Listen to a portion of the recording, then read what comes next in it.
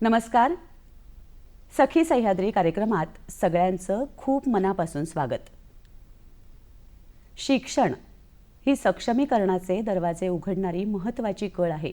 हा मुद्दा कळून घेऊन मुलींचं शिक्षण आणि त्या पुढे जाऊन स्त्रियांचं सक्षमीकरण यासाठी 30-32 वर्षांहून अधिक काळ देणाऱ्या आणि त्यासाठी समाजाच्या ज्या गाभ्यापर्यंत ज्या स्तरापर्यंत जायला हवं आहे तिथं जाऊन काम करणाऱ्या सामाजिक कार्यकर्त्या बीना जोशी आज आपल्या कार्यक्रमात आलेल्या आहेत आणि त्यांचा अनुभव, त्यांचा प्रवास आणि स्त्रियांचं शिक्षण आणि सक्षमीकरण याचा अनुभव याविषयी आज आपल्याशी त्या बोलणार आहेत. बीनाताई नमस्कार. नमस्कार. कार्यक्रमात मनापासून स्वागत. धन्यवाद. तुमचा जो प्रवास आहे या प्रवासातून जो महत्त्वाचा मुद्दा आहे की मुलींचं शिक्षण आणि स्त्रियांचं सक्षमीकरण याचा जवळपास 3 दशकांचा एक दस्तावेज म्हणून, नोंदी म्हणून तो तुमच्यापाशी जमा आहे. कारण तुम्ही खरंच तळागाळापर्यंत त्या मुलींपर्यंत पोहोचून वर्षानुवर्ष काम करताय. हा सगळा प्रवास जाणून घेण्याची उत्सुकता आहे. पण त्याच्या सुरुवातीला असं काम करणारी जी व्यक्ती असते जी अर्थात हजारांपेक्षा वेगळी असते आणि ते जे घडणं असतं ते बहुतांश आपलं कुटुंब, आपलं बालपण, आपला भोवताल याच्यातून घडत असतं. तर तुमच्या जडणघडणीविषयी, तुमच्या वारशाविषयी आणि तुमच्या बालपणाविषयी जाणून घेण्याची उत्सुकता आहे. खरं म्हणजे तशी मी पक्की पुणेरी म्हणायला हरकत नाही. माझं म्हणजे जन्म पुण्यातलाच आहे. शिक्षण पुण्यात झालं, म्हणजे शालेय शिक्षण आणि पदव्युत्तर शिक्षण पण पुण्यातच झालं. लग्न पुण्यातच झालं. त्या अनुषंगाने माहेर सासर दोन्ही पुण्यातलंच आहे. एक तर म्हणजे आमचं घर खूपच उदारमतवादी आणि काळाच्या जरा 2 पावलं पुढे चालणारं होतं. माझी आई माधवी वैद्य आणि वडील दिलीप वैद्य आणि माझ्या 2 आज्या यांचं मी खास करून इथे नाव घेऊ इच्छिते. माझी आईची आई ही पद्मा पटवर्धन आणि माझी वडिलांची आई ही डॉक्टर इंदुमती वैद्य.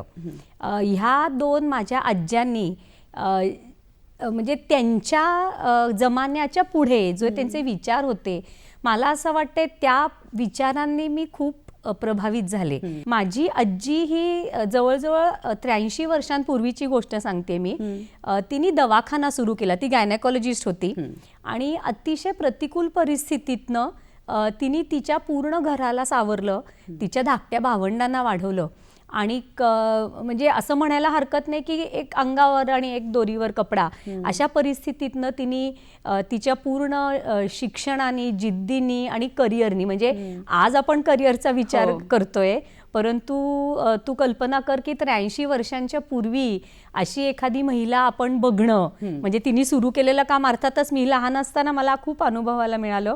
आणि माझी दुसरी आजी म्हणजे पद्मा पटवर्धन, ती घराच्या बाहेर तशा अर्थाने करिअरच्या दृष्टीने पडली नाही, पण ती पण BA BT होती तेव्हा. तिने पण शाळेत नोकरी केली होती काही काळ. पण आमच्या घरातल्या ज्या वेगवेगळ्या परिस्थिती होत्या त्याला सामोरं जाताना जे काय त्यांनी स्वतःकडे सक्षम असून जे काही त्या परिस्थितीवर मात केली आहे, त्यामुळे मला असं वाटतं की त्यांच्यापासून बरीच माझी जडणघडण झाली. आणि आमच्या घरामध्ये कायम मोकळी चर्चा होत होती. आपले विचार आपण निर्भीडपणे मांडू शकत होतो.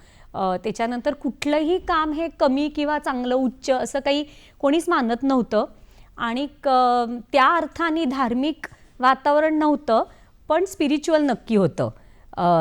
त्यामुळे तो एक मला असं वाटते तो पण वारसा मला मिळाला.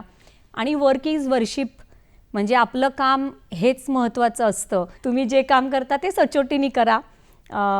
मला असं वाटतं ह्या सगळ्यातनंच ते पुढे आलं. पुढे तपोवन हो. आणि डॉक्टर शिवाजीराव पटवर्धन यांचा जो वारसा आहे त्यातून तुला काय मिळालं हेही जाणून घ्यायचंय, कारण आपल्या आतमध्ये कळवळा किंवा समाजासाठी काहीतरी करण्याची धग असते, असू शकते, पण त्याला योग्य आकार कसा मिळू शकतो, अशा कामांपर्यंत पोचतो किंवा त्या भोवतालात आपण वाढतो तेव्हा ते जाणून घ्यायचंय. आमच्या घरामध्ये खूप चांगली चांगली लोक, कर्तृत्ववान लोक आमच्या वाट्याला आली.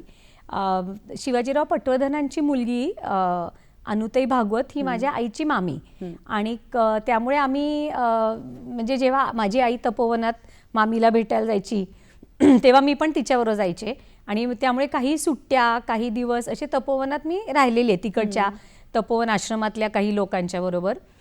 त्यामुळे ते अनुभव हे इनडायरेक्ट माझं एक्सपोजर होतं लहानपणीपासून असं आपण म्हणूयात.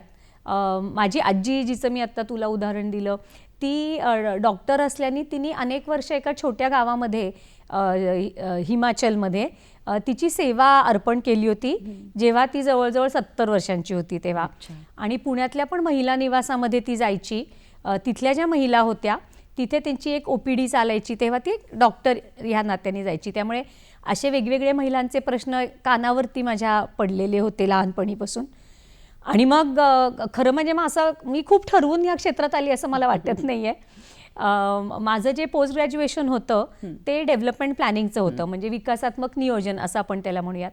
आणि त्या अभ्यासक्रमाचा भाग म्हणून आम्ही भारतामध्ये वेगवेगळ्या गावांमध्ये गेलो, तालुका स्तराचे काही अहवाल वाचले, शहरी भागातल्या वस्त्यांमध्ये गेलो, गरीब वस्त्यांमध्ये. आणि मग मला असं वाटलं की आपण ग्रासरूटपर्यंत काम करावं.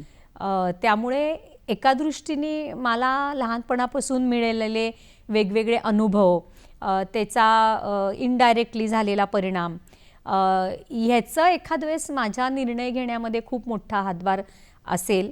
आणि मग एक करिअर म्हणून, एक नोकरी म्हणून, एक पेशा म्हणून मी असं ठरवलं की आपण तळागाळातल्या लोकांबरोबर काम करूयात, कारण ते जे समाधान मिळतं ते खूप वेगळं असतं. आणि वास्तविक पाहता माझा जो पोस्ट ग्रॅज्युएशनचा कोर्स झाला होता त्याच्यानंतर खूप वेगळ्या प्रकारची कामं माझ्या सहचरी मित्रमैत्रिणींनी घेतली. ग्रासरूट लेवलवरती प्रत्यक्ष लोकांबरोबर काम करायचं ठरवलं. आणि अर्थातच पूर्वी आलेले सगळे अनुभव, माझ्या एक स्वतःची एक टेम्परामेंट, ह्या सर्वाचं एक सर्वंकष म्हणून तो निर्णय झाला. त्यामुळे माझा जो निर्णय आहे तो एलिमिनेशननी झालेला आहे.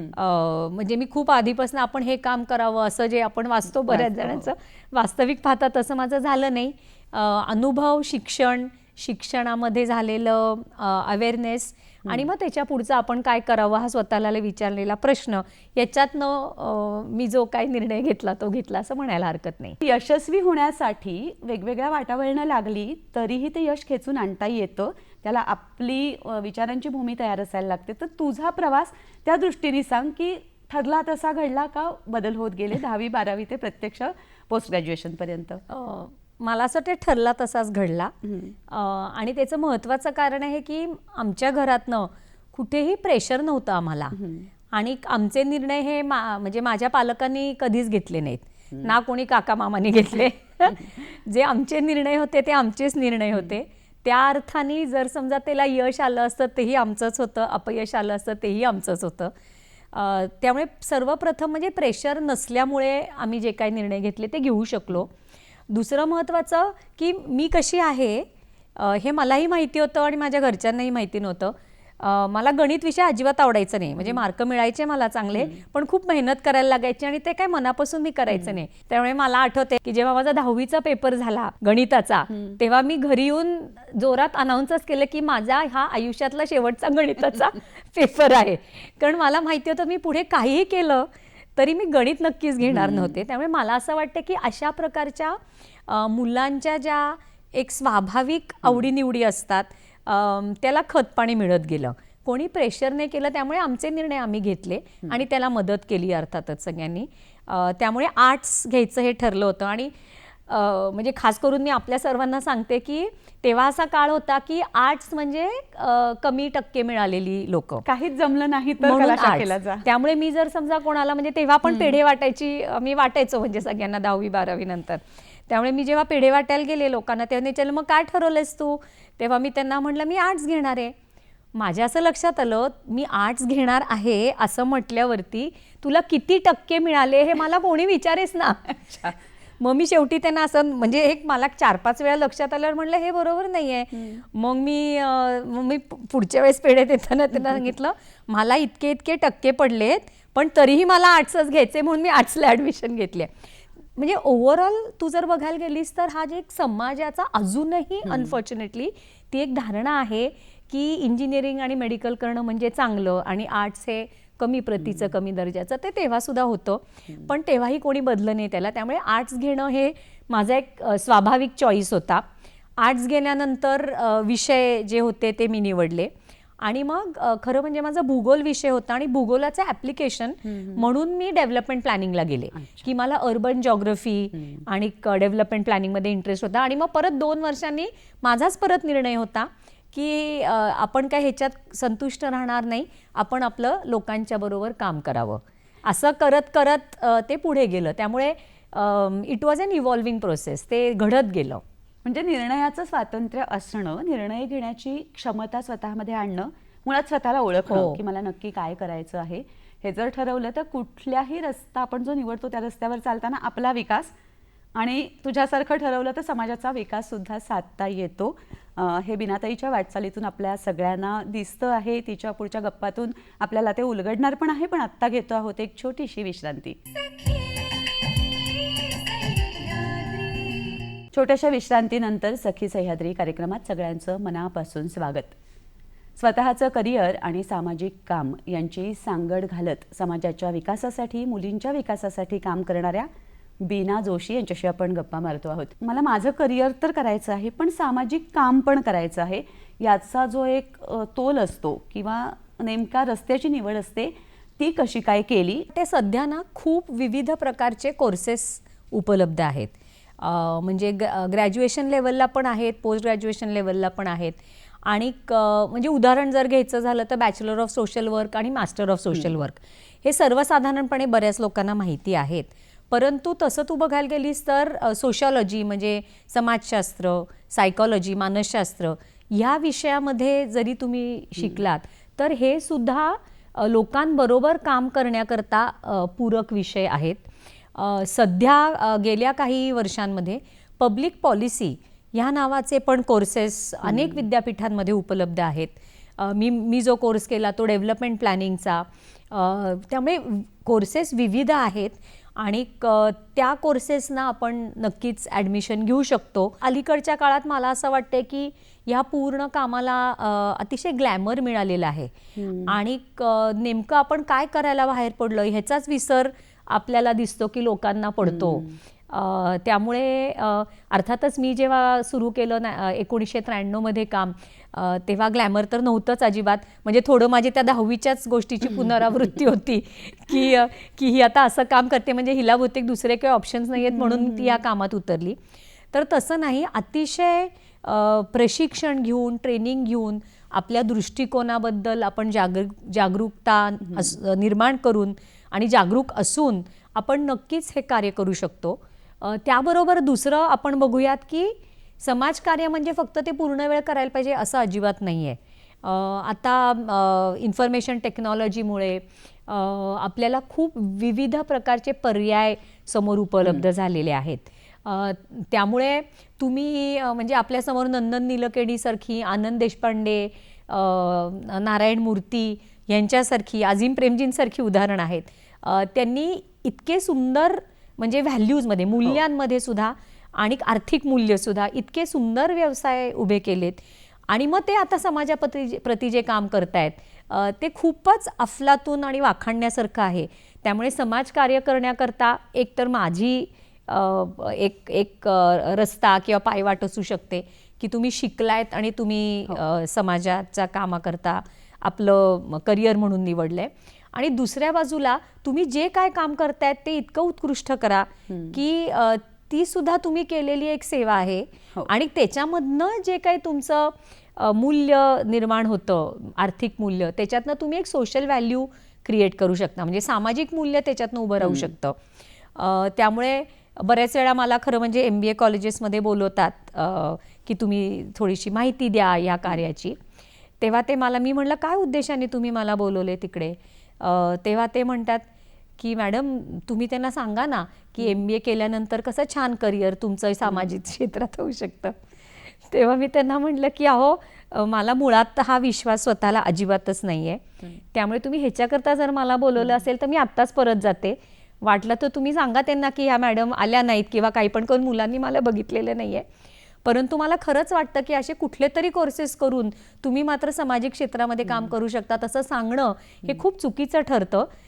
म्हणजे त्यांना त्याच्यामधला इंटरेस्ट असेल, त्यांना त्याच्यामधला ॲप्टिट्यूड असेल, त्यांना असे विविध प्रकारच्या कामामध्ये झोकून देऊन संतुष्टता मिळणार असेल तर नक्की त्यांनी करावं. त्यामुळे साधेपणाने, सच्चेपणाने तुम्हाला जर 100 रुपये पगार मिळत असेल तर त्याचा 200 रुपये एवढं तुम्ही काम करा, म्हणजे ते तुम्ही योग्य मार्गावर आहात असं धरावं. एकदा या वाटेवरती चालायचं असं ठरल्यानंतर पहिलं जे महत्त्वाचं तुला वाटलेलं असं कुठलं काम हाती घेतलं गेलं तुझ्याकडून? माझा जो मास्टर्सचा थिसिस होता तेव्हा त्याच्यामध्ये मी शहरी म्हणजे नागरी भागातल्या शाळा गळतीचं प्रमाण आणि कारणं असं विषय घेतला होता. हे 1992-93 मध्ये तो विषय होता. तेव्हा अजून राईट टू एज्युकेशन ॲक्ट झालेला नव्हता, त्यामुळे गळतीचं प्रमाण प्राथमिक स्तरावर होतं, शाळेत दाखल न होणाऱ्या मुलांचं प्रमाण होतं. त्याचा मी एक अभ्यास करत होते पुणे महानगरपालिकेमध्ये आणि त्याचा एक प्रकल्प रजनी परांजपे यांनी केला होता हे माझ्या लक्षात आलं. आणि मग रजनीताईंची माझी भेट झाली आणि मग त्यांनी डोरस्टेप स्कूल ही संस्था सुरू केली होती मुंबईमध्ये. मग त्यांनी मला विचारलं की तू काय करणार आहेस तुझा हे अभ्यासक्रम झाल्यावर. म्हटलं मला ग्रासरूट लेवलला काम करायचं हे नक्की, पण मी काही आणि शिक्षणात काम करायचं हे नक्की, पुढे काही मी अजून विचार केलेला नाही. त्या म्हणल्या की मला डोरस्टेप स्कूल पुणे ही एक शाखा सुरू करायची आहे, तर तू त्याचं काम करशील का. परत मी तुला म्हणलं तसा निर्णय माझाच होता, त्यामुळे विचार न करता मी त्यांना हो म्हणले सुद्धा. आणि मग अशा प्रकारे माझं पहिलं जे काम होतं ते डोरस्टेप स्कूल पुणे ह्या सामाजिक संस्थेबरोबर सुरू केलं. तेव्हा शिक्षणाचाच विषय होता आणि 6 ते 14 वयोगटातल्या वंचित स्तरातल्या मुलांचं शिक्षण ह्याच्या म्हणजे हे केंद्रबिंदू मानून वेगवेगळे प्रकारचे प्रकल्प आम्ही शहरी म्हणजे पुण्यातल्या काही नागरवस्त्यांमध्ये राबवत होतो. त्यामुळे ते माझं पहिलं कार्य असं तू म्हणू शकतेस. नेमक्या कशा पद्धतीचे कोणते उपक्रम होते आणि या उपक्रमांना यश येतंय हो असं जाणवणारे जे क्षण असतात असे कुठले क्षण होते किंवा कुठले अनुभव असे आहेत की जे आता आवर्जून सांगायला आवडतील? एकतर म्हणजे तेव्हा मी तुला म्हणलं तसं शाळेत मुलांना दाखल करणं हा एक उपक्रम होता. पूरक वर्ग घेणं किंवा अनौपचारिक शिक्षणाचे वर्ग घेणं, म्हणजे ज्या मुलांना शाळेत जाता येत नाहीये, जे शाळेपासून दूर राहिलेले आहेत अशा मुलांचा आम्ही वर्ग घेत होतो. आणि एक फिरतं वाचनालय होतं. म्हणजे मुलांना घरी शाळेच्या पुस्तकांव्यतिरिक्त काहीच छापील मजकूर मिळत नाही, गोष्टीची पुस्तकं मिळत नाही, अवांतर वाचनाची संधी मिळत नाहीत, अशा तऱ्हेने ते फिरतं वाचनालयाची संकल्पना होती. ते सर्वच काम चांगलं होतं. अर्थातच काही निगेटिव्ह पण वस्तुस्थिती असलेले क्षण पण प्रसंग पण अनुभवायला मिळाले. त्याच्यातनं इंट्रोस्पेक्शन होऊन आपण अधिक चांगलं काम करावं असंच वाटत राहिलं. आणि 1999 मध्ये डोरस्टेप स्कूलमध्येच असताना एक वेगळ्या प्रकल्पाची पूर्ण रूपरेषा आखली. तर शाळेमध्ये जे पुरवणी वाचनाचे तास असतात ते आठवड्याला 35 मिनिटांची एक तासिका असते, तर त्याचा वापर करून आम्ही शाळेमध्येच मुलांना कसं वाचनाकरता विविध प्रकारची पुस्तकं देता येतील असं तो पूर्ण एक शाळा वाचनालय प्रकल्प राबवला.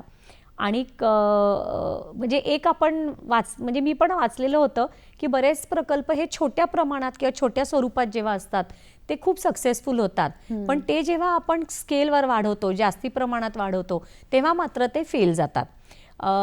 तर हा अनुभव गाठीशी असल्यामुळे, हे वाचनात आलेलं असल्यामुळे असं म्हणलं नाही आपण असाच प्रकल्प डिझाईन करूयात की जो स्केलवरती सक्सेसफुल होईल. त्यामुळे तेव्हा आम्ही शाळा वाचन प्रकल्प असा सुरू केला. तो सुरूच मुळी केला 10 शाळांमध्ये. आणि पुणे महानगरपालिकेचे तेव्हा एक सुपरवायझर होते शेट्टे सर म्हणून, त्यांच्या संयुक्त विद्यमाने आम्ही हा राबवला. आणि आज हा प्रकल्प पुण्यामध्ये अनेक संस्था, दोन्ही पुणे आणि पिंपरी चिंचवड महानगरपालिका, काही जिल्हा परिषदेच्या शाळा, अशा जवळजवळ मला वाटतं एक 50 पेक्षा जास्ती हजार मुलांपर्यंत हा प्रकल्प पोचलेला आहे. याच्याच जोडीने इतर काही देशांमध्ये सुद्धा हा प्रकल्प त्या संस्थेने अडॉप्ट केलेला आहे. त्यामुळे मला असं वाटतं हे एक मला असं वाटतं खूप मोठं यश आहे आहे. आणि नियोजनपूर्वक नक्कीच. जेव्हा करतो हो. त्याच्यामधल्या मुळात त्रुटी काय आहेत हो. किंवा वर्षानुवर्ष कोणत्या अडचणी जाणवत आहेत हो. त्याची कारणं समजून घेऊन मार्ग काढून हो. यशस्वी मॉडेल समोर ठेवणं. आणि अजून एक 2-3 उदाहरणं मी सांगते तुला की म्हणजे कशातनं आपल्याला मनाला बरं वाटतं असं आपण म्हणूयात. काम तर आपण करतच असतो आणि हे जेव्हा आपल्या स्टेक होल्डर्स म्हणजे लाभार्थी नाही म्हणत मी त्यांना, पण आपल्या प्रकल्पात सहभागी असलेले जे व्यक्तींकडनं मिळतं ते मला सर्वात जास्ती मोटिवेटिंग वाटतं. म्हणजे आम्ही जेव्हा हे पूरक वर्ग चालवत होतो तेव्हा एका 3रीच्या मुलांनी आमच्या एका सहकारी ताईला पाठीवर शाब्बासकी दिली आणि तो मुलगा म्हणला, शाब्बास ताई, मस्त शिकवलं तुम्ही आज गणित मला. ते मला असं वाटतं की आपल्याला जे वाटत असतं ते लोकांना तशा प्रकारे पोचणं ही एक पावती असते. आणि पुढे जाऊन आता नुकत्यातलं मी तुला उदाहरण सांगेन की एक 22व्या वर्षी म्हणजे तिचं एका मुलीचा मला फोन आला आमच्या त्या प्रकल्पामध्ये. म्हणजे तिने पुढे शिकावं अशी ज्या ताईला आम्ही मदत केली होती तिचा फोन आला आणि तिने मला सांगितलं, ताई मी आई झाले. आता तू म्हणजे ह्याच्यात काय एवढं विशेष आहे, पण अतिशय गरीब परिस्थितीतली एखादी मुलगी की जी एखाद्या वेळेस 10वी झाली असेल नसेल म्हणजे नसती झाली, ती पुढे शिकली, शिकल्यानंतर म्हणजे 12वी पर्यंत शिकली, 12वी नंतर ती शिकली जरी नाही तरी तिचं लग्न झालं नाही. त्यामुळे 16व्या-17व्या वर्षी होणाऱ्या मुलीचं लग्न उशिरा होऊन तिला उशिरा पहिलं बाळंतपण होणं ही मला असं वाटते खूपच आनंदाची गोष्ट. आणि असा जर समजा अधिकाधिक मुली आणि महिलांना अशा प्रकारची संधी मिळत गेली तर त्याच्यासारखं मोटिवेशन दुसरं काहीच नसतं. बीनाताईचं काम आणि तिचा प्रवास आपण जाणून घेऊया, पण आत्ता घेतो आहोत एक छोटीशी विश्रांती. छोट्याशा विश्रांतीनंतर सखी सह्याद्री कार्यक्रमात सगळ्यांचं खूप मनापासून स्वागत. मुलींचं शिक्षण आणि सक्षमीकरण यासाठी काम करणारी बीनाताई आपल्याशी तिच्या कामाबद्दल गप्पा मारतीये. त्याचं महत्त्व आणि हे काम कशा पद्धतीने केलं तर यश खेचून आणतं हे सांगते आहे. काही यशाच्या आनंदाच्या गोष्टी आत्ता तू सांगत होतीस आणि खेडसारख्या ठिकाणी सुद्धा अगदी ज्या पातळीवर जिथे काम करायला हवं आहे ग्रास रूटला तिथे काम केलेस, तर तो कामाचा अनुभव कसा होता, कुठल्या पद्धतीचं काम करायला हवं आहे हे मुळात ठरवलं गेलं आणि ते कशा पद्धतीने प्रत्यक्षात आणलं गेलं? सध्या चित्र असं दिसतंय की राईट टू एज्युकेशन ॲक्ट शिक्षणाच्या हक्काचा जो कायदा झालेला आहे त्याच्यामुळे 14 वर्षांपर्यंतचं शिक्षण हे मिळतं मुलांना. साधारणपणे तेव्हा 7वी क्वचित प्रसंगी 8वी झालेली असते. परंतु 8वी नंतर करायचं काय हा खूप एक मोठा प्रश्न आहे. कारण माध्यमिक शाळा थोडी दूर असते, थोडे त्याच्याकरता खर्च म्हणजे शिक्षण जरी फुकट असलं म्हणजे फारशा फिया ग्रामीण भागात घेत नाहीत खरं म्हणजे वास्तविक पाहता, कारण गव्हर्नमेंट एडेड शाळा असतात. परंतु कधी कधी जाण्या येण्याचा खर्च असतो, युनिफॉर्मचा खर्च असतो, लॅबोरेटरीचा खर्च असतो, एक्झामिनेशन फी असते.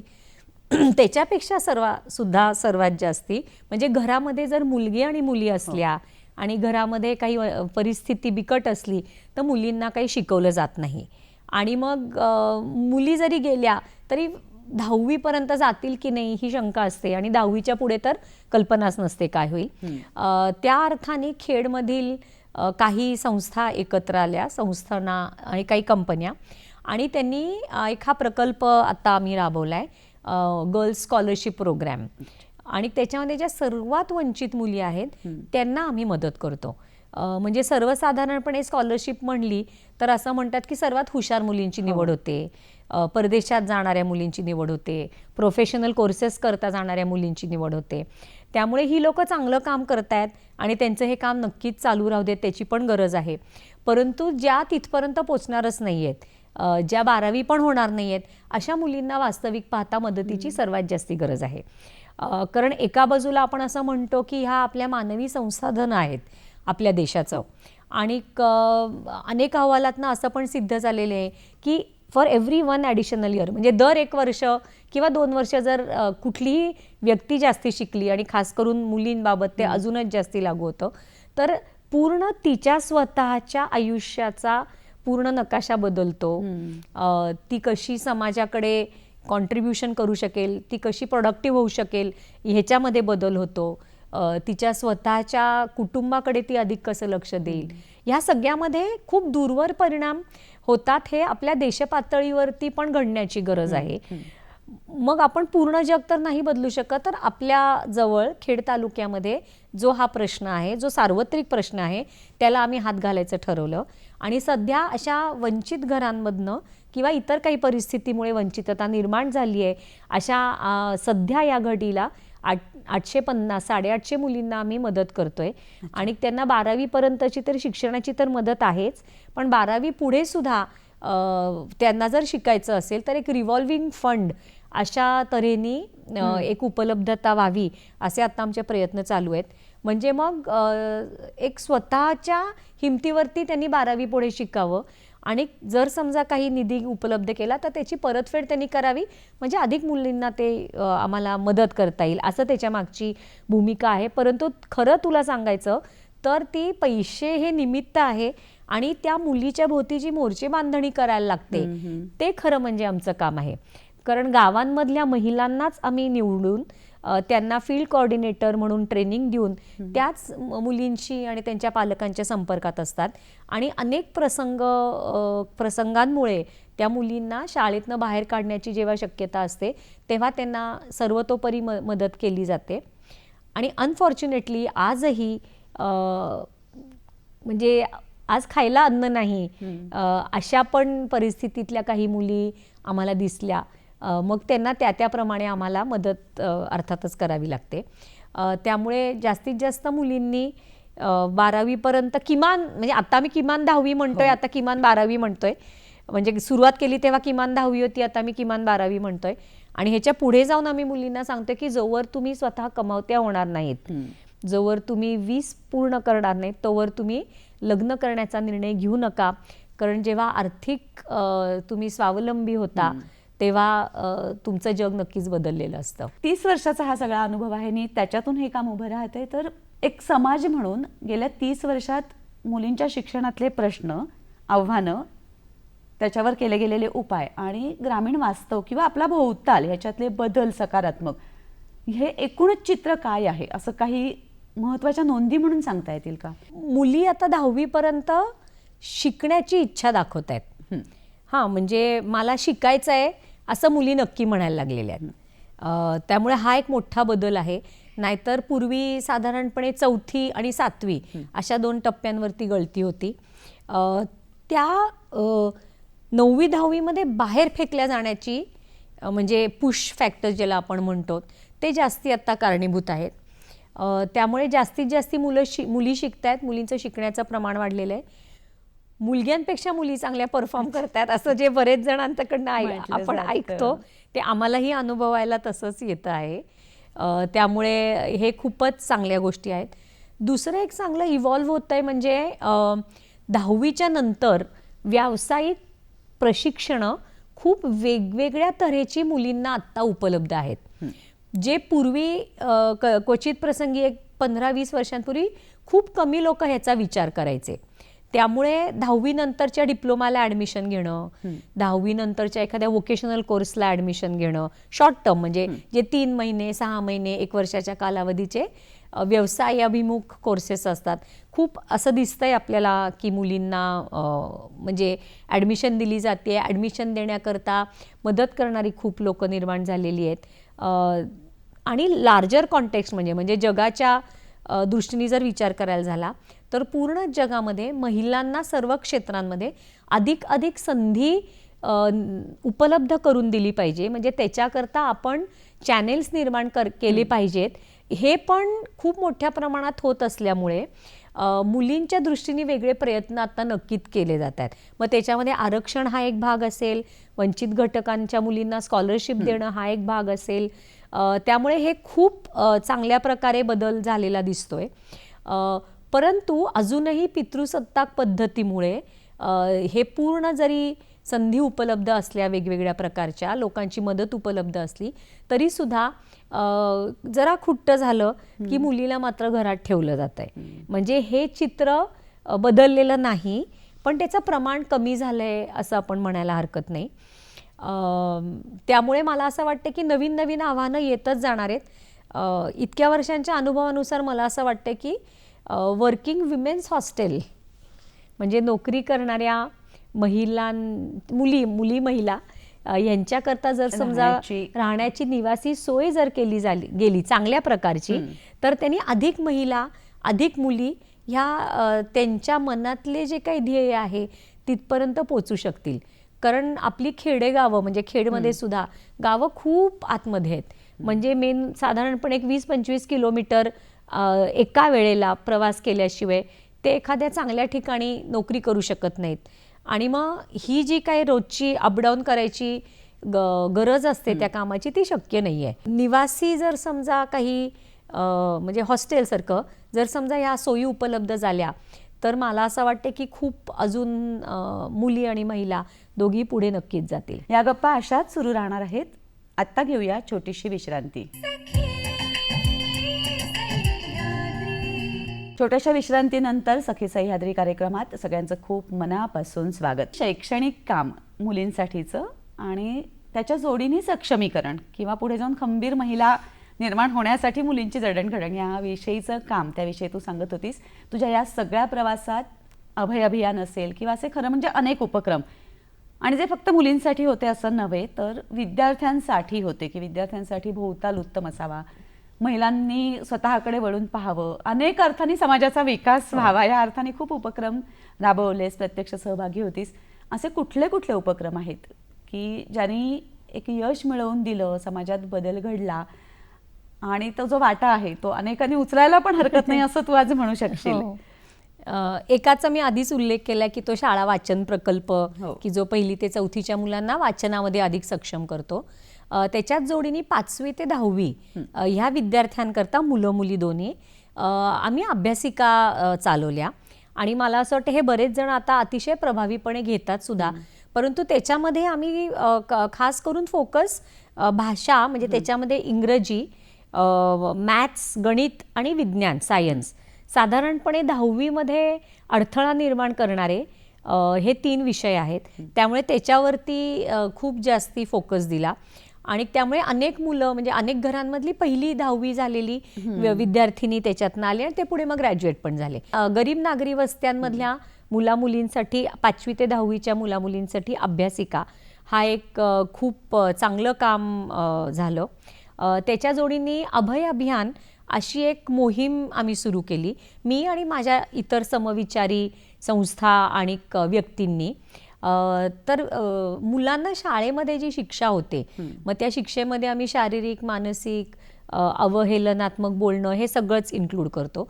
तर त्या होऊ नयेत आणि त्याच्याऐवजी काय पर्यायी मार्ग आहेत की मुलांना आपल्याला सुधारायचं तर आहे, त्यांच्या चुका सुधारायच्या आहेत, परंतु शिक्षा या साधारणपणे ज्या निगेटिव्ह पद्धतीने केल्या जातात त्या व्हायला नकोत. या अर्थाने एक अभियान सुरू करून त्याद्वारे आम्ही शाळा, मुख्याध्यापक, शाळेमधले इतर शिक्षक, पालक आणि मुलं यांच्यापर्यंत चांगलं काम पुढे उभं राहिलं. काही पुस्तिका आपण प्रकाशित केल्या म्हणजे जास्तीत जास्त लोकांपर्यंत हे पोचावं, माहिती पोचावी. त्यामुळे अभय अभियानाचा मी नक्की उल्लेख करीन. त्याच्या व्यतिरिक्त बालभवनं आम्ही सुरू केली. म्हणजे मुलांना आजकाल शिकायला खूप उत्सुक असतात पण खेळायला मात्र मुलांना मिळत नाही. त्यामुळे बालभवन म्हणजे जे शोभाताईंनी सुरू केलं गरवारे बालभवन, त्याच्या आधारावर बालभवन आहे.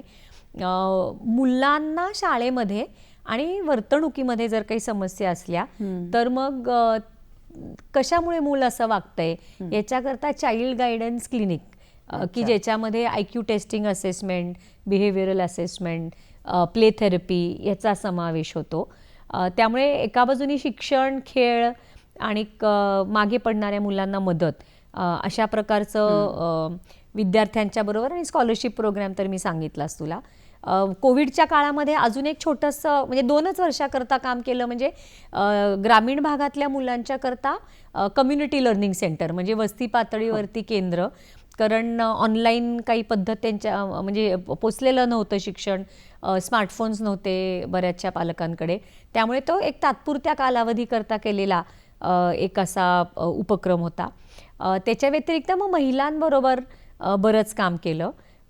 त्यामुळे मुलांकरता खास करून सांगायचं तर म्हणजे तसं बघायला गेलीस तर हे बरेच जण करतात, पण त्याची सुरुवात आम्ही 15-20 वर्षांपूर्वी केली आणि आता ते बऱ्याच प्रमाणात वाढलेलं आहे. मुळात ना सक्षमीकरण ही संकल्पना पोचवणं ग्रामीण भागामध्ये असेल किंवा ज्यांच्यासाठी काम करतो, कारण अनेकदा आपण सक्षम व्हायला हवं आहे हेच लक्षात येत नाही, कारण जे आहे ते असंच असणार.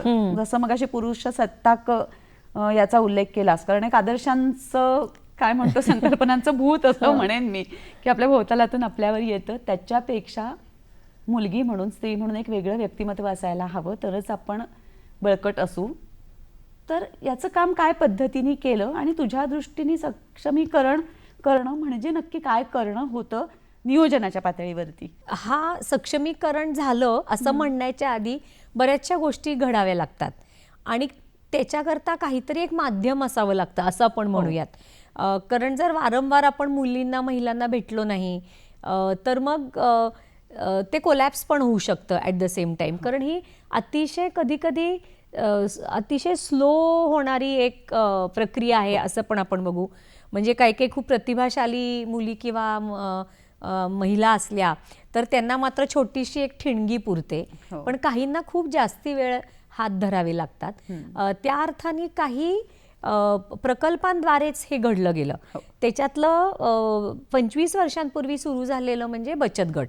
म्हणजे ते सेव्हिंग्ज करता जरी त्याचं स्वरूप असलं बाकीच्यांच्या करता, तरी ते जेव्हा महिला पैसे बचत करायला एकत्र येतात तेव्हा अनेक महत्त्वाचे विषय त्यांच्याशी बोलल्या जातात, त्यांना अजून मैत्रिणी मिळतात आणि मग एक जे आपण म्हणतो की एक सामाजिक तिच्या आजूबाजूचा जो परिसर असतो त्याचं तिला भान येतं, स्वतःचं भान येतं आणि मग स्वतःचे घर, स्वतःचे प्रश्न आणि स्वतः असं आणि मोठं जग याच्यामधला एक तो दुवा साधण्याकरता अशा प्रकारच्या प्रकल्पांची खूप मदत होते. त्यामुळे बचत गटाच्या माध्यमातून महिला एकत्र यायला लागल्या तर त्याच्यामध्ये म्हणजे महिलांचे कायदे काय आहेत, कुठे ते न्याय मागायला जाऊ शकतात, घरी जर समजा कौटुंबिक हिंसा होत असेल तर काय करू शकतो, असं एकमेकांच्या देवाणघेवाणीतनं आणि काही खास ट्रेनिंगमधनं त्यांना ही स्वबद्दलची जाणीव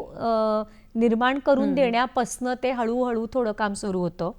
आयडियल असं आहे की जेव्हा आपण म्हणू की महिला सक्षम झाली तेव्हा माझे निर्णय मी घेऊ शकते का, इथपर्यंत आपल्याला पोचायचं आहे, त्याची ताकद तिच्यामध्ये निर्माण करायची आहे, माझ्या आयुष्यावर माझं नियंत्रण आहे, हे फार एक वेगळीच भावना आहे.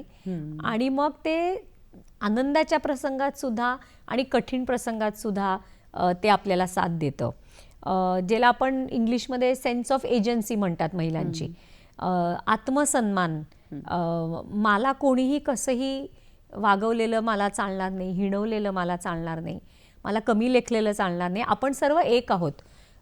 त्यामुळे महिलांना पण तिच्या कुटुंबामध्ये आई म्हणून, एक पत्नी म्हणून, एक स्त्री म्हणून आणि म्हणजे अविवाहित बायका असतात. म्हणजे नेहमी आपण म्हणतो की पत्नी आणि आईच व्हायला पाहिजे का, तर अजिबात नाही. मी जशी आहे तशी लोकांनी मला स्वीकारणं, त्याच्यावरती माझं रंग, रूप, माझा पैसा ह्याचा काही संबंध नाही आहे. कारण आपण नेहमी असं म्हणतो सक्षमीकरण, ते काही फक्त गरीब वस्त्यातल्या महिलांना त्याची गरज आहे असं नाही. आपण बघतो यात समाजामध्ये की मोठ्या मोठ्या घरांमध्ये, मोठ्या म्हणजे आर्थिक स्थितीने संपन्न असलेल्या घरांमध्ये सुद्धा आपल्याला महिला सक्षम नाही असं चित्र दिसतं.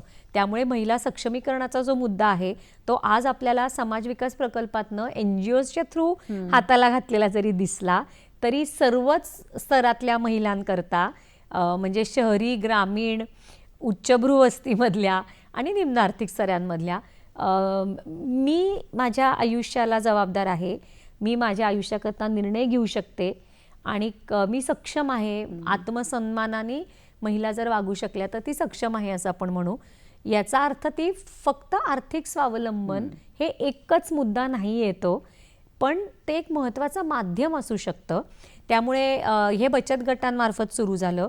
त्याच्यानंतर आम्ही काही ब्रँड्स महिलांनी जे स्वतःचे म्हणून तयार करायचे असतात त्यांना आपण मदत केलेली आहे. त्यामुळे महिलांनी स्वतःची काही निर्मिती करावी. मग ते म्हणजे त्याच्या काही खाद्यपदार्थ असतील शिवणकाम असेल, इतर काही सेवा देण्याचं असेल, तर छोटे छोटे व्यवसाय, मग ते घरगुती असोत, एकत्र करून येणारे असोत, हे आहेत. काही चांगल्या संस्थांशी परिचय त्यांना करून देणं, म्हणजे त्याच्यामध्ये मग जर समजा कायदेविषयक असेल तर मग त्याच्या संस्थांपर्यंत त्यांची माहिती पोचवणं, त्यांना त्याच्याशी लिंक करून देणं. त्याचबरोबर अनफॉर्च्युनेटली अल्कोहोल ॲडिक्शन, म्हणजे दारूच्या व्यसनामुळे खूप परिणाम घरांमध्ये होतात, महिलेच्या आयुष्यात खूप बदल होतात. अशा प्रसंगी एक स्वमदत काही गट असतात, म्हणजे सेल्फ हेल्प ग्रुप ज्याला आपण म्हणतो, असे काही गट निर्माण करण्याने तिला एक उभारी येते. त्यामुळे अशा वेगवेगळ्या माध्यमांद्वारे, म्हणजे छोट्या छोट्या कामातनं, सातत्यपूर्ण कामातनं आपण हे महिला सक्षमीकरणापर्यंत पोहोचू शकतो, की जे हे सर्व उपक्रम करणाऱ्या महिला आहेत, ज्या पॅराप्रोफेशनल वर्कर्स आपण म्हणतो, त्या स्वतः त्याच सामाजिक घटकातल्या महिला आहेत. त्यामुळे एक नेतृत्व विकसन या अर्थीसुद्धा एक वेगळं माध्यम आहे सक्षमीकरणापर्यंत पोचण्याला. आणि अर्थातच शिक्षण मागे पडत नाही. अर्धवट सुटलेलं शिक्षण महिलांनी ओपन युनिव्हर्सिटीतनं, खास करून यशवंतराव चव्हाण महाराष्ट्र ओपन युनिव्हर्सिटीमधनं अनेक महिला ह्या त्यांचं स्वप्न त्यांनी पूर्ण केलेली आहेत. त्यामुळे ताई मुलांच्या ॲडमिशनच्या फॉर्मवरती किंवा पुढे कधी विचारलं तर आईवडिलांचं शिक्षण, आता मी BA लिहिणार आहे बरं का, कारण आता माझं ग्रॅज्युएशन पूर्ण झालंय. मला असं वाटतं दिस इज गुड इनफ. खूप महत्त्वाचे आहे ते सगळेच मुद्दे. आणि खूप महत्त्वाचा मुद्दा आता तू मांडलास की ज्यांच्यासाठी तुम्ही काम करता आहात त्यांच्यातल्याच काही लोकांनी ते काम करण्यासाठी तिथे उभं राहणं, हे खूप मोठा यशातला टप्पा आहे. प्रत्येक घरातली सक्षम होणारी पिढी ही वेगवेगळ्या काळातली असते. ती संधी ज्या पिढीला मिळेल ती भाग्यवान असं म्हणू. या गप्पा अशाच सुरू राहणार आहेत. आत्ता घेतो आहोत एक छोटीशी विश्रांती. सखी सह्याद्री कार्यक्रमात पुन्हा एकदा सगळ्यांचं खूप मनापासून स्वागत. सामाजिक कार्यकर्त्या बीना जोशी यांच्याशी आपण गप्पा मारतो आहोत. ज्या वेळेला महिला प्रत्यक्ष कामामध्ये उतरतात, त्या उत्पादनांमध्ये असतील किंवा वेगवेगळ्या नोकऱ्यांमध्ये असेल, तर अशा ठिकाणी कार्यालयीन क्षेत्रामध्ये असेल किंवा वेगवेगळ्या कामाच्या ठिकाणी एक लैंगिक छळ किंवा हिंसा, ती काही वेळेला भले शाब्दिकही असेल, हा एक सार्वत्रिक अनुभव असतो. त्याच्यासाठी सुद्धा तू काम केलंयस. तर हे काम कशा पद्धतीने केलं आहेस, त्याच्यावरती एक महिला म्हणून आपल्या हाती उपाय म्हणून काय असू शकतो? Prevention of sexual harassment at workplace, posh असं साधारणपणे पटकन लोकांना तो जास्ती चांगला ओळखीचा आहे. अशा प्रकारचा कायदा जो झाला आहे, त्याच्या अनुषंगाने प्रत्येक आस्थापना, म्हणजे मग ती कॉलेज असो, ती एखादं युनिव्हर्सिटी असो, एखादं ऑफिस असो, एखादी कंपनी असो, या सगळ्यांमध्ये जिथे 10 पेक्षा अधिक कर्मचारी, महिला कर्मचारी नाही, 10 पेक्षा अधिक कर्मचारी जरी असले तरी त्यांना त्याच्याकरता एक कमिटी स्थापन करायला लागते. आणि मला असं वाटतं की हा एक खूप चांगला कायदा सरकारने केलेला आहे, की ज्याच्यामुळे महिला आपल्या देशामध्ये सुरक्षितता त्यांना मिळेल. कारण एका बाजूला आपण जास्तीत जास्त महिलांना सगळ्याकडे पुढे आणण्याचा प्रयत्न करतोय. अशा वेळेस मात्र घराच्या बाहेर पडल्यावरती कुठल्याही महिलेला असं शारीरिक, मानसिक, शब्दातनं, चित्र दाखवल्याने कुठल्याही प्रकारे जर समजा एक लैंगिक शोषण झालं, म्हणजे तिला थ्रेटनिंग वाटलं, तर हा कायदा सरकारने आणलेला आहे. आणि त्याच्यामधला जो सर्वात महत्त्वाचा मुद्दा आहे तो अवेअरनेसचा आहे.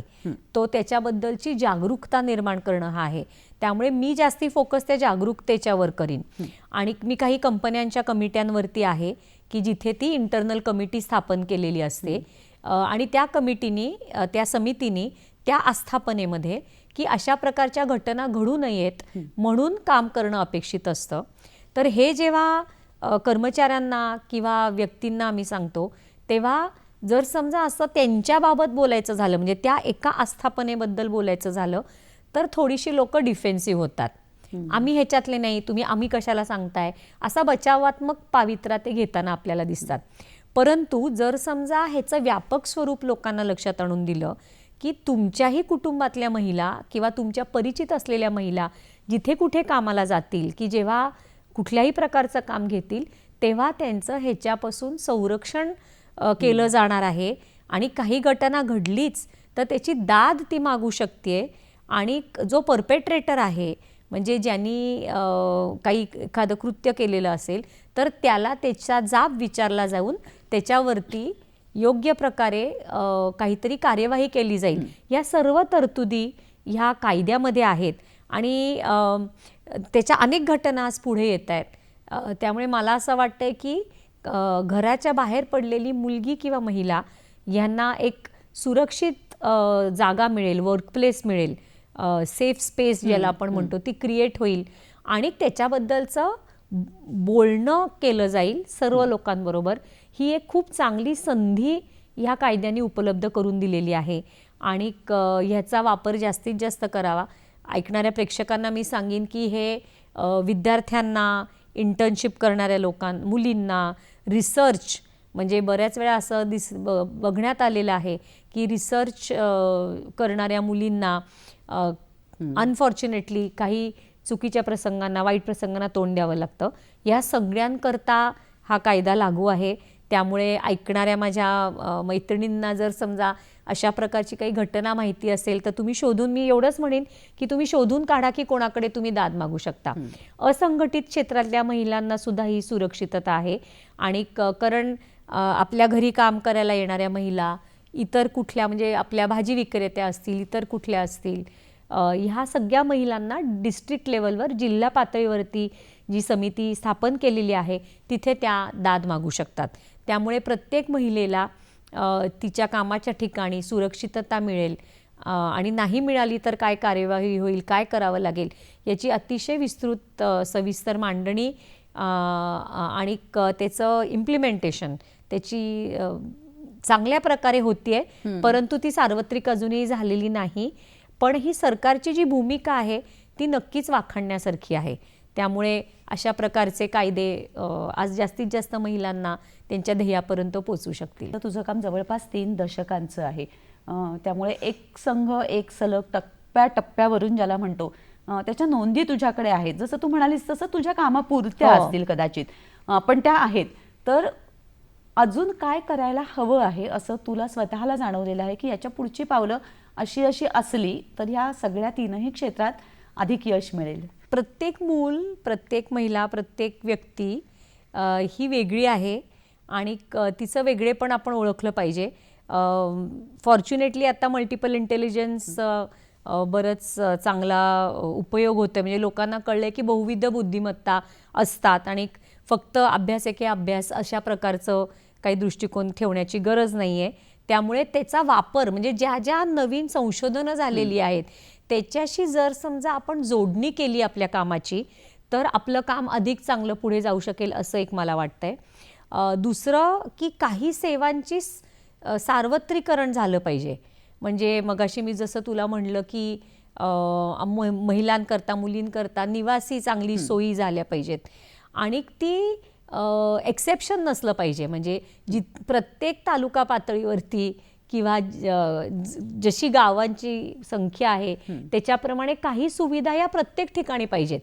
तर ॲक्च्युली सरकारनेच जर हे काम केलं तर मग इतर सामाजिक संस्था वेगळ्या स्वरूपाचं काम करतील किंवा त्यांचं काम कमी करतील. म्हणजे सरकारी जसं आता शाळा ह्या उपलब्ध आहेत, त्या उपलब्ध असल्यामुळे शिक्षणाची वाढ झाली, तसं जर समजा काही सार्वत्रिकरण अजून काही सेवांचं झालं तर खूप चांगलं होईल. त्यामुळे एक तर मी तुला म्हटलं तसं संशोधनाशी आपलं काम जोडून घेणं, टेक्नॉलॉजी ची सवय, ओळख, परिचय हे नक्कीच मुलींपर्यंत झाली पाहिजे.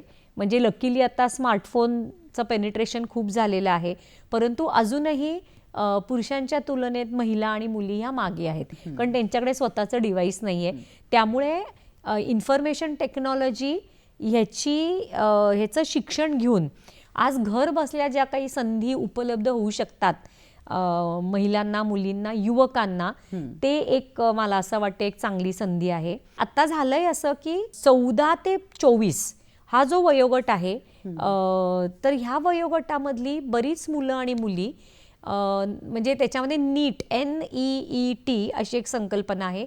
म्हणजे not in education, not in employment and not in training.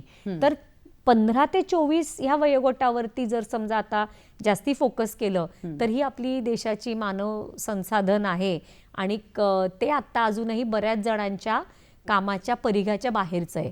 त्यामुळे ते आयदर शिक्षण किंवा ट्रेनिंग किंवा एम्प्लॉयमेंट याच्यामध्ये जर ही एक मुलं आपण जोडली जाऊ शकली तर मग आपल्याला नक्कीच पुढे चांगलं अधिक काम करता येईल असं मला वाटलं. आपल्या ज्या सगळ्या सख्या कार्यक्रम ऐकत आहेत त्यांना कुठला संदेश द्यावा असं वाटेल किंवा आवर्जून द्यायला आवडेल? मला एकतर असं वाटतं की स्वतःवर विश्वास ठेवा. बऱ्याच वेळा घरनं, समाजातनं, माध्यमांमधनं आपल्यामध्ये काय कमी आहे हे बऱ्याच वेळा सांगितलं जातं.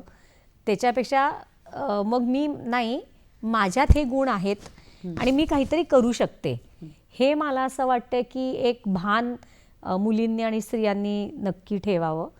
हा पहिलं मला असं वाटते खूप गरजेचं आहे. बी पॉझिटिव्ह. खूप निगेटिव्ह गोष्टी आहेतच आपल्या आजूबाजूला होणाऱ्या, पण यू शुड बी पॉझिटिव्ह. त्याच्यातनं चांगलं बघून आपण पुढे गेलं पाहिजे. मी काहीतरी होऊ शकते ही जिद्द ठेवा. त्याच्याकरता खूप वेगळं करिअर करण्याची गरज नाही आहे. मी भाकऱ्या पण सुंदर करते आणि भाकऱ्यांवरती सुद्धा मी खूप एक सुंदर व्यवसाय करू शकते. ही धमक असते बऱ्याच जणींमध्ये, पण ते विसरून जातात. ही माझ्यामधली शक्ती आहे. त्यामुळे मला असं वाटते प्रत्येकाने आपापली शक्तिस्थान काय आहे ते ओळखा. आणि अजून एक सांगते, मला माहिती आहे बऱ्याच जणांना आवडणार नाही, परंतु सिरियल्स आणि माध्यमं याच्यामधनं जे स्त्रीचं रूप समोर येतंय आणि स्त्रियातच त्याच्यात गुंतून राहत आहेत, त्याच्यात थोडं बाहेर जाऊन आपण काहीतरी स्वतःची ओळख निर्माण करा आणि ती कुठल्याही प्रकारे तुम्ही करू शकता. त्यामुळे मला असं वाटतं की बिलीव्ह इन युअर सेल्फ आणि बी पॉझिटिव्ह. बिनाताई, तू इथे आलीस आणि जो एक मुलींच्या शिक्षणापासून सक्षमीकरणापर्यंतचा जो प्रवास आहे, त्याच्यासाठीचं जे काम आहे ते इथे उलगडून ठेवलंस, त्यासाठी खूप मनापासून धन्यवाद. नमस्कार. थँक्यू. धन्यवाद.